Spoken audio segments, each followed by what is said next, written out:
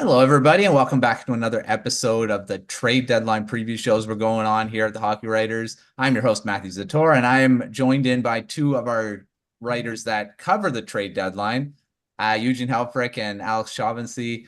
Guys, how's it going? I mean, we've pushed back this show, I don't know how many times now, 2 weeks, Yeah, Yeah, about waiting two for stuff weeks. to happen. Eugene, how's it going? It's going fine. I really thought by now we'd have a lot more to talk about. It felt like we were getting real close to a bunch of moves, and then it kind of all stalled after the Lindholm trade. Yeah, yeah. I how's it mean, I going? thought, exactly. I thought often Lindholm and Monahan. I thought that was just gonna kind of, break down the floodgates for trades. But yeah, I guess teams are still having conversations about what they want to do because nothing's happened since then. Yeah, lots of big names still on the board. We're going to talk about a few of them, but we're gonna kick off the show here with a little bit of a game, buyers or sellers. Eugene, I'll let you take that away because you've got a few teams that you've been kind of wrestling with on your power rankings, and these are probably the teams that we're going to be wrestling with as buyers or sellers right now because I'm not sure about them. Yeah, so it's a situation where I feel like for the last, 6 weeks or so, I've had about 8 teams. I never know what to do with them.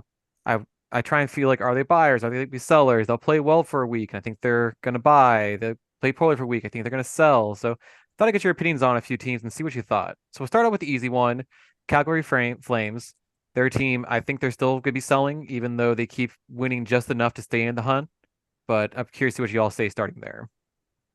Yeah, I definitely think they're gonna end up selling. I was listening to 32 Thoughts earlier this afternoon, and Elliot was saying that it sounds like Noah Hanifin's definitely gonna go to market if he becomes a instead of re-signing with Calgary. So I'm pretty sure they're going to trade him in the next couple of weeks. And it sounds like it's going to be to US based teams because that they have the better chance of re-signing him. So I definitely think he's gone. I would think Tanev is probably gone too. And then we'll see what happens with Jacob Markstrom. I mean, the Devils have been connected to him quite a bit, but there's other teams that need goaltending too. So it'll be interesting to see if they kind of make a play for him as well.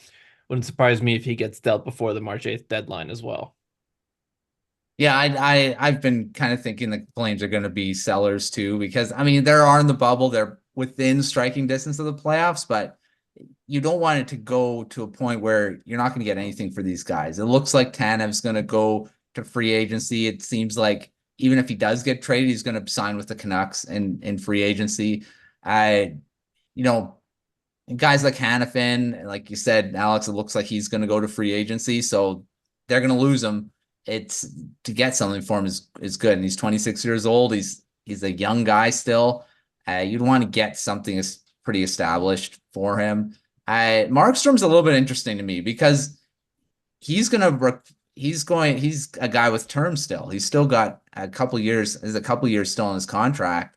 Yeah. So if he goes to another team, he's going to be there for a bit. So you're going to want a lot for him. Yeah, the Calgary Flames going to be an interesting team to watch coming up to the deadline. I think they are sellers because you do got to get rid of some guys.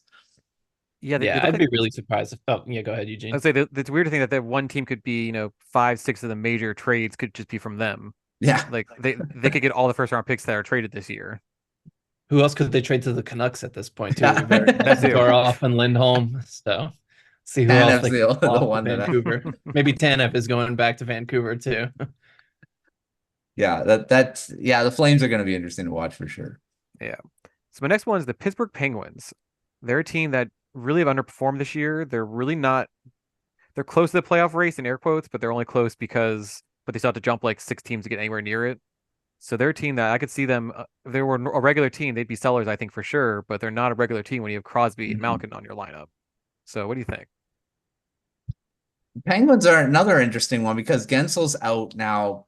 Probably around the deadline he'll be back, but when injuries happen, it seems like look what Sean Monahan when he got hurt there just before around the deadline, they couldn't trade him, so that was off. I don't know if Guentzel's going to be dealt, and if they do deal him, they're kind of sending a message that they're not going to be competing for the playoffs. And like you said, with Crosby and Malkin and all these veteran guys that just signed again, uh, it's it's tough to kind of say we're going to be selling off all these pieces. We're not going to push for the playoffs.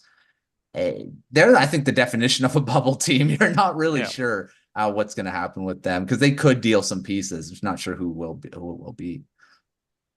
Yeah, I think they're going to sell too. I think the Guentzel injury kind of sealed their fate a little bit. I just don't really see them being good enough to catch, I guess, maybe New Jersey. I think they could catch the Islanders. I'm not really too impressed with them. But maybe some other teams in the Atlantic that are fighting for the bubble spot too, like the Detroit Red Wings have been playing better hockey for the last month or so. Mhm. So I think the Penguins are going to sell. Like I still think they can be a playoff team with a core of Crosby and Malkin and Letang, but they got to get younger around the rest of the team. And I know trading Guentzel would kind of go against that since he's one of their younger players. But if they can get some younger assets back in return for him, and then try to retool in the offseason, I think that'd be the best path for them moving forward. Because right now, even if they do find a way to get back in the playoffs, I'm not really sure they're going anywhere. So probably be in their best interest to sell, honestly. And I think that's probably where they're heading after that Guentzel injury. Yeah, for sure. Now I got one from Matthew today. After the game today, the Minnesota Wild, are they buying or selling? Oh, the wild. That was a wild game. Yeah. I they're again, they're what are they? I had 2 points out of the playoffs now. Somehow. After today, Something yeah, like I that. think They're so. right Yeah. there. It's tough because there are some players they could trade, like Eriksson Ek. He's got term on his contract. He's been kind of in the rumors a bit. Uh, it's I want to say they're probably going to sell because they could trade Marc-Andre Fleury, get something for him. Uh, but there again, bubble team, that's tough to gauge because they were pretty good against the top team in the league today. I Yes, they got what 4 or 5 on threes to help with that. I mean, most teams are probably going to score on a few of them.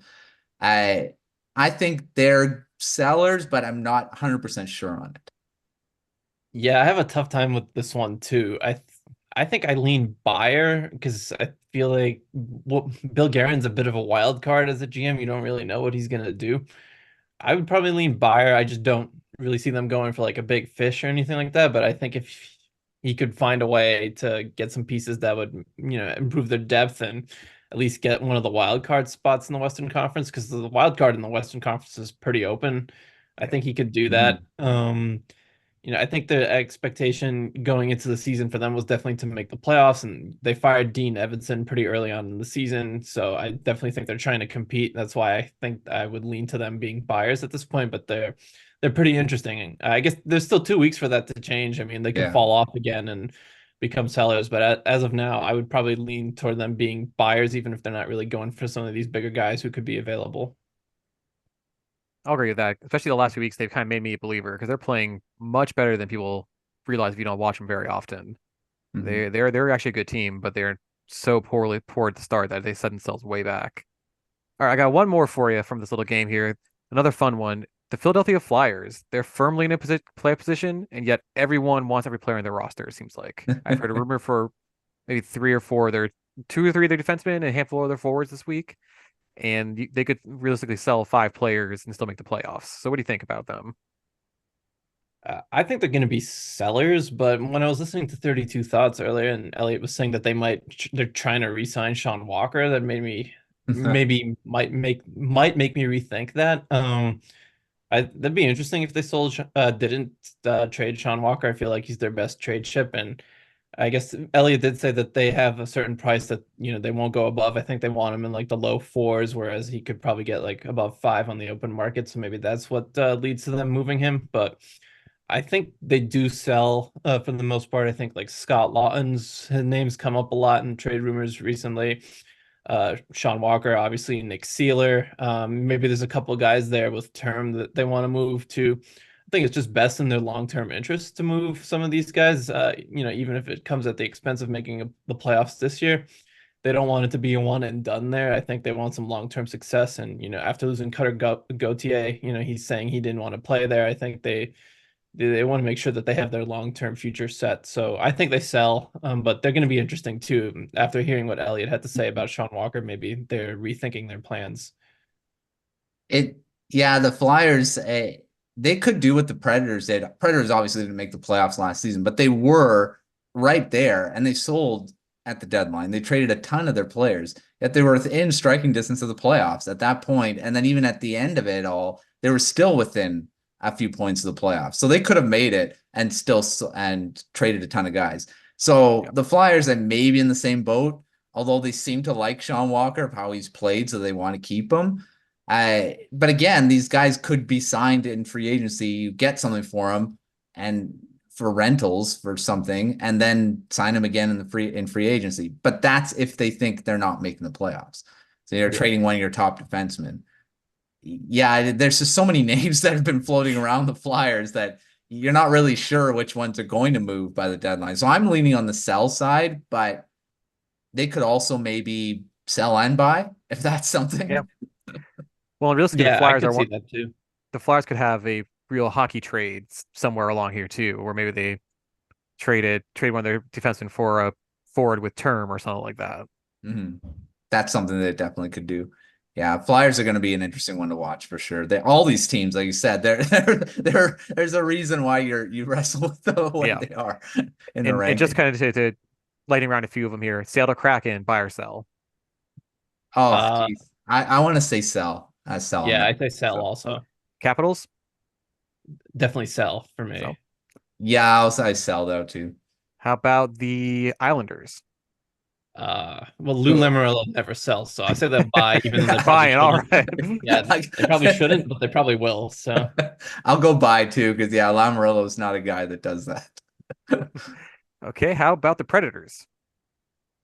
Probably sell also, I would think.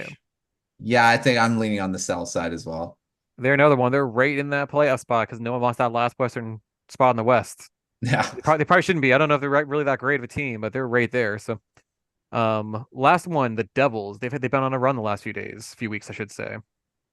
Yeah, I think they're gonna buy, but they're not gonna go for rentals. Like if they can get someone like Jacob Markstrom who has term, they'd probably try to do that before the deadline. I think they're looking for a defenseman as well, but again, if they're gonna get one, I think it's someone with term. They also need a third line center, so I think they're gonna buy, unless they really fall off a cliff here the last 2 weeks.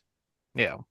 Yeah, they've put themselves in the buy category. I would have said sell maybe a few weeks ago, but I go buy because they've got a really good team. It's just there's a couple holes that they need to fill to be back to what they were last season. I'll agree with that. They should be better than they are, and the right changes, they might still be able to be, sneak in the playoffs and make some noise. All right, well, that was fun. We'll see where all these kind of end up by the deadline. Let's move to that trade bait board here that we got at the Hockey Writers, just updated by you, Alex, around February 13th. So there's a few of these names. Well, we won't focus on all 30 because that'd be insane. There are 30 names on this list. Not all are ridiculously big names, but there are a few notable ones. I want to start with a guy we haven't talked about in any of these preview shows, because we have talked about a few of these guys. We focused on the Flames because there's a few names there, but we'll touch on them. But I want to talk about guys that are probably definitely going to be moved, and I want to start with Anthony Duclair and the San Jose Sharks, because the Sharks are selling. We're 100% sure on that. They're one of the last teams in the league. They're going to be trying to get rid of these guys. And Duclair could actually fetch something pretty good and be a good depth guy, or even a top six. I don't know about top six for some of these teams that will get him. I'll start with you, Eugene. Now, where do you think, what teams have you heard that are interested with him? Who do you think would actually go for a guy like Duclair? So Duclair's an interesting one because he makes $3 million, which isn't a lot, but in the current cap world, that's a huge amount to work around for a lot of teams who are going to be buying. So either you got to find somebody who's willing to shed a contract, or San Jose has to, retain some of that. He's a player I could see him. Also he was with Florida last year, so I can't necessarily think Florida would get him back, because of contracts, stuff like that.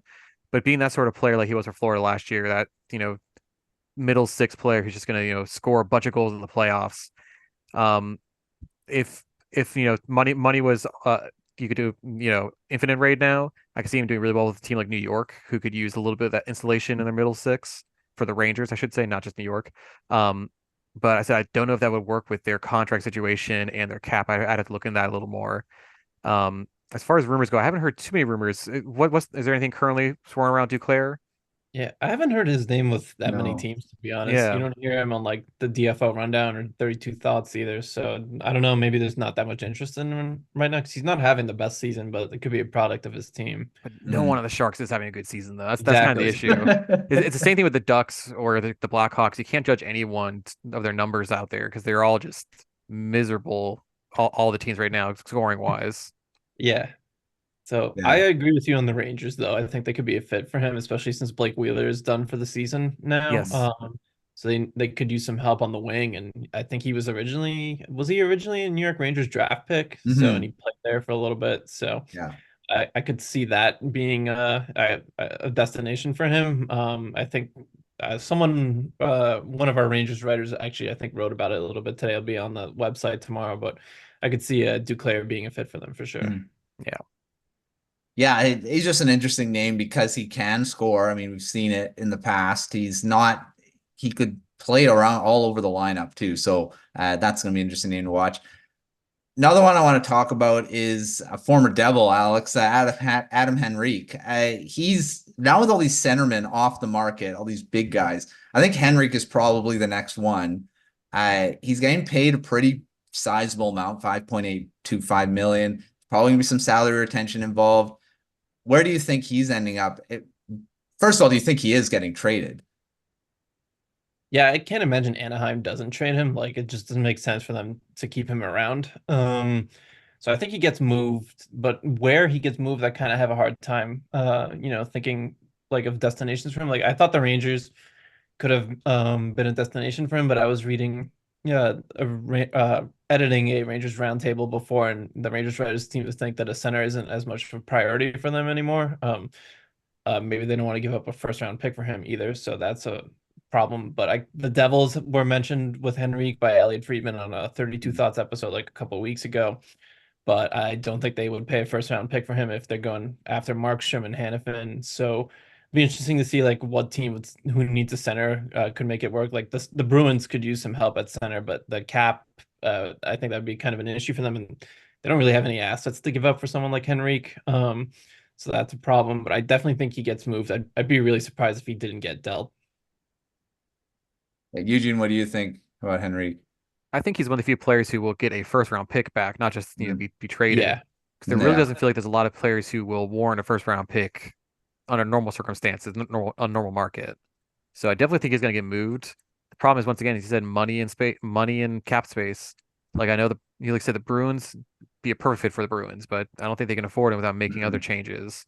yeah, Same thing if you look at a team like maybe the Golden Knights could always use center depth, but do they have space for it? Yeah. Probably not. Um, I mean, a team that you can always look towards is the Hurricanes. I feel like they're a team that are always they usually don't make big splashes on the trade deadline, but they do something smart. And I think Henrique would be a smart ad for them for any team trying to make a playoff run. But once again, I think they would have enough space to do it, but there's just not a lot of buyers who I think work well with 5.8 million.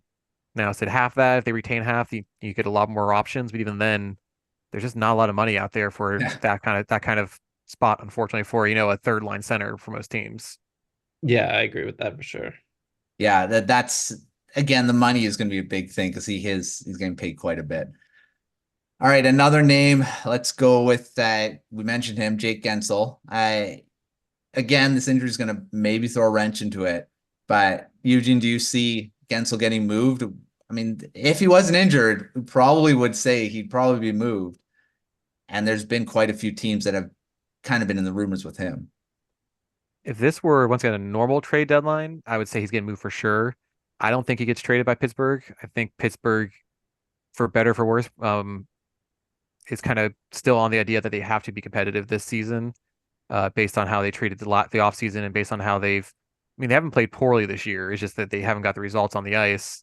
You look at that, and I think that there's going to be this idea that they have to at least go forward one more time, even if it's not the right choice, because the right choice is trading him, especially if you know you're not going to re-sign him, because he's another one. He's probably a first round pick player easily, if not more, but I don't think he gets traded personally. Alex, what about you? Yeah, I think he's gonna get moved. And I think one team that I would really like to see him on is Edmonton with Connor Yeah. McDavid. Oh, that'd be amazing. That Oh, would be a lot of fun. that's dirty. I love it. Yeah, and I think they'd be willing to move their first round pick for him for sure. I don't know how the finances work out for Edmonton if they can make that work, but that'd be really fun. If he I feel like it is in the Penguins' best interest to trade him. Just because I don't even when he by the time he comes back, I think their playoff hopes could be completely dead. So Yeah. it might make sense for them to move him if they can, and of course there's no long-term concerns about the injury he has. So I think he gets moved, and yeah, for selfish purposes, I would like to see Edmonton, but I think there's going to be a ton of interest in him if the Penguins decide to part ways with him. Yeah, Oh yeah. the Canucks were in that conversation, but Yeah. now they've got Lindholm. I don't think that's happening. I think a defenseman's probably going to be the one, and it won't be a big name. If you call Tanev a big name, I guess he'd be a big name. He has a big name this year, at least. It Yeah, seems that is like. true. Let's go there. I mean, I just want you guys' thoughts with Tanev. I know I had Derek on from the Flames writing team talking about Tanev, but just wanted your quick thoughts. Alex, do you see Tanev moving? I mean, we talked about them being in there. Do they want to trade a guy like that could potentially be a reason why they make the playoffs? Yeah, I think they're definitely going to move him. I think they should move him sooner than rather than later too, because the way he plays the game is just like it feels. I don't remember who said this. It might have been Elliot Friedman, but like it's like he goes down the tunnel like twice a game, like whether it's blocking a shot or something like that. So like if he gets hurt before the deadline, that would not be good for the Flames. So I think they should move him as soon as they can. I Mm. think the problem is that they're waiting for a first round pick on him. I don't know if a team's going to be willing to offer a first round pick for him. Even if you get a second, I think that'd be a good return for him. And I think Vancouver would make sense. I know Ottawa was in there for some reason, but that doesn't make Yeah. sense as a deadline acquisition for them where they are. He could just walk in the summer. That would not be a good move. But yeah, I think there'd be a lot of interest in him, and they might not get the first round pick that they're looking for, but they should get something pretty good for him. Mm. Second rounder, it seems like they're flirting with. It's not talking about, but again, some teams that are in the market for him don't have second rounders next season. Like the Yeah, Maple like Leafs, Toronto is one of Canucks them. don't have Yeah. one until 2025. So they want a 2020, I mean 2025. Yeah, they don't have one until 2025. Do they want a pick? Not this draft, but next one? I don't know. Eugene, what do you think about Tanev? So Tanev, I'll reach over my shoulder here and point at the Lightning here. With Sergachev being out, they're a team that, once again, in normal circumstances, Tanev would be an all-in push for him because he's got no term after this point, so they can use long-term injury reserve money to pay for his replacement essentially. Because Sergachev's done for this season for sure after that injury, and they need a defenseman. So once again, realistically, if they had the assets, that'd be a player you'd go after because you play him through the playoffs, try and get another cup out of the deal, let him walk to wherever he wants to go afterwards, because that's how that's happened sometimes with this stuff. But once again, they don't really have the assets to make those kind of moves. They've largely traded everything out of value outside of, I think they have a third pick this year. I don't know if they have a second, honestly. I'd have to check that again. So they just don't really have the assets needed to get that kind of player. But he's not a player you go into a first round pick years down the line for either. Yeah. Because obviously it's just gonna be a rental. So like I said, in the perfect world, he'd be a Lightning, by now. But I just don't think that's gonna realistically happen. And there's a lot of teams that are in, like I said, in a similar spot. The Maple Leafs, he would be for sure on their roster by now if they had the assets to trade for him, and so on and so forth. Yeah, I think he'd be a Canuck right now too if they had something, or be willing to give another first round pick, because that's what they wanted in that one of the 2025 pick. And it's just it's tough. Okay, let's see what other name do you guys want to talk about? Let's go there. So for goalies, so obviously Mark Smith's the big fish. Do we think Jake Allen is a big enough name to get moved this year? Yeah, I think the complication there is he has the extra year at $3.85 million, but I think Montreal would be willing to retain 50% on that because it should make their return better. So I think he will get moved because there's so many teams that need a goalie. This year's not just the Devils. There's like Los Angeles needs one. Carolina probably could use one, even though I think Freddie Anderson's pretty close to coming back. There's a ton of teams that need goaltending. So I think he gets moved. To where, I'm not really sure. But I'd be surprised if Montreal hung on to him. Although I guess they could since he's not a UFA. Yeah. True. They could move him next year and see if they can get a first round form like they did with Monahan this year. Yeah. Yeah, Right. It worked last time. Yeah. They could definitely. I think Jake Allen, they've been running around Edmonton. I know the Oilers have been bandied about with him. But now that Stuart Skinner looks fine, it may not be as desperate to get a goaltender. Yeah, So all of a sudden yeah, it's not Allen's that gonna be important. interesting. Yeah. Yeah. Let's see. How about Elvis Merzlikins? Because he's another one. We know that he requested a trade. We know that there's no Yeah. interest for it, but does do deadlines make partners all of a sudden? Yeah. I'd be surprised if he got dealt before the deadline because of his contract. I think that's a complicated trade that would need to be figured out during the offseason. So he's requested the trade and he clearly wants out. So I think he definitely gets moved in the summer, but I'd be pretty shocked if he got moved before March 8th. Yeah, because of that term on his contract. It'd be a pretty interesting to try to deal with that at the deadline. I think that's a summer thing too. Yeah. What about Marc-Andre Fleury? I know I mentioned him in passing there. Is that someone that you guys see moving? Or I guess if they are to the playoffs, they've talked about it that they could move him. Yeah, I think it's up to him at this point. I mean, the Wild, like we were saying before, have kind of gotten themselves back into it. I think he has like a full no move clause in his deal, so it'll be up to him. Yeah, it'd be interesting to see where he would end up. I feel like if Carolina is going to get a goalie, that's like the most obvious fit. There would be Marc-Andre Fleury. So, Yeah. I would think he'd be open to moving to Carolina since they could probably make a run in the playoffs, but you never know. Maybe he just wants to ride out the season with Minnesota. So yeah, I think it's up to him. That's a tough one to say. I can't really tell, to be honest. Yeah, I think he has retirement rules where he just can choose to or not, and I think he's gonna stay. Yeah. Especially if they're staying in the hunt, he can ride shotgun for a little while, maybe get one more run in, and then finish up. Yeah, I could definitely see that. Yeah. Noah Hanifin, I know probably an American team, but which one do you see? Carolina. Always guess Carolina. Yeah. I could see Tampa too. I mean, Yeah. you're talking about Tanev also. And I think it was Elliot who was saying, Friedman was saying on 32 Thoughts today that Hanifin would be a team that, or Tampa would be a team that Hanifin's really interested in. So, they would have to figure out how to make it work long term. But you figure that in the offseason, you could just use the LTIR money for Sergachev now. I could see Tampa making a run for him, but the problem is they don't really have the assets to give up. What they need to get Hanifin. New Jersey has been connected to him for a while, but maybe they package Markstrom and Hanifin together. I'd be kind of surprised if that were the case, though. I think they just get Markstrom when all's said and done. That'd be a big deal for sure. Yeah, that'd be a complicated trade for sure. And how about Ottawa in all this conversation? I know that we have a couple players out there like Tarasenko we expect to be traded, but what about a guy like Chychrun? That we always heard about rumors for him for years. Finally got traded. Now I'm hearing rumors about him again. Like, what do you think? Someone like him, he goes, or does he stay? I want to say he stays, and they try to trade like Thomas Chabot instead because Chabot's got the higher contract, obviously, but I think Chychrun's the better guy to stay around. I know they've talked about it on Senators Roundtable quite a bit. They got to move one of these guys, and that Chabot will be probably the guy, but I don't know if that's happening at the deadline. I think that's happening again. That's a draft move for sure. Right?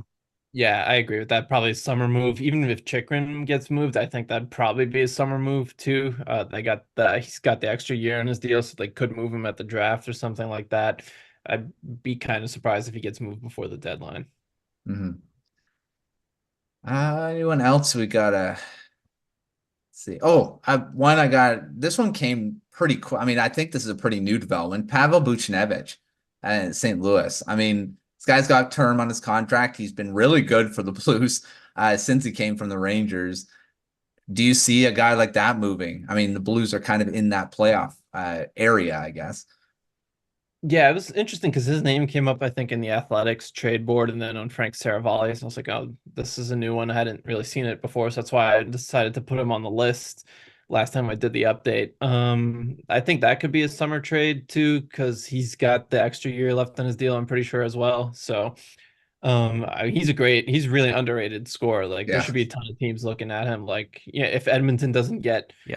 Guentzel, that's a really good fit for them too, is Pavel Buchnevich. And if the Blues decide to sell, if they're thinking long term instead of just trying to make the playoffs this year, they could probably get a haul for him too. So what I probably be surprised if he moves before March 8th, but you never know, I guess.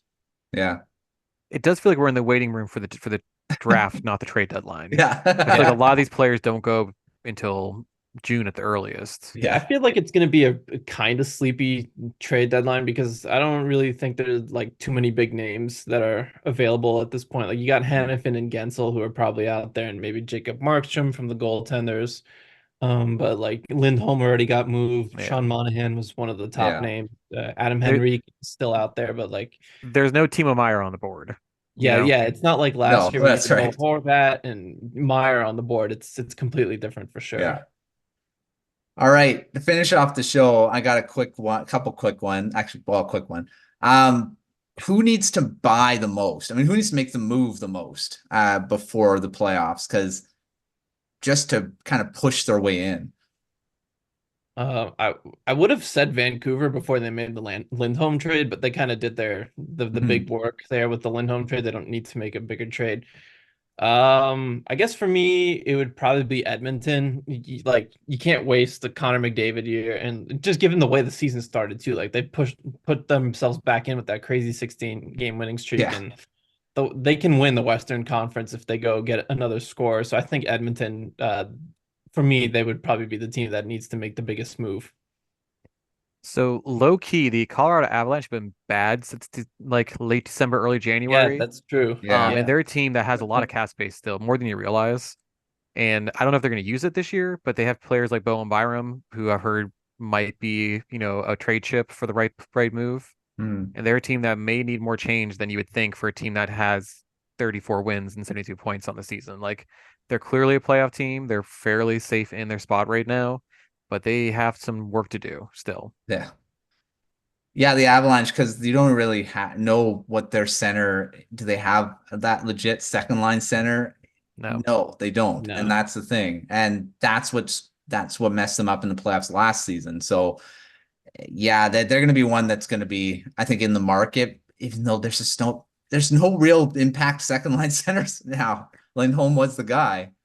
Yeah, but like, is Adam Henrique enough of a player for them? Is he? Yeah. Could he play that long enough for one playoff run and then be done and then move on to the next thing? Like, who knows? Yeah, I could see Henrique there. It seems like a good fit. Yeah. Be weird seeing Henrique and Parise on the same line Yeah. together. I see Parise being there is interesting. Yeah. Yeah. All right. Well, Eugene, Alex, thanks for coming on the show. We'll probably do another one, probably maybe a week before the deadline. And if something happens, that is, unless we're just talking about the same games, well, then no. It's a good point. If something big happens, then we'll come back and talk about that just before the deadline. But thanks, Eugene and Alex, for coming on. For sure. Thanks for having me on. All right. Well, make sure checking out all of our coverage at thehockeyreds.com on the trade deadline. Hopefully it's busy, that you have a lot to read about. But there's a lot of speculation. So lots of articles out there. Check out the Substack. We've got Substacks for all the teams. We also got the premium tier for all of them as well. So check that out in the link below. But until we get together again, we'll see you on another episode of our trade deadline preview shows here.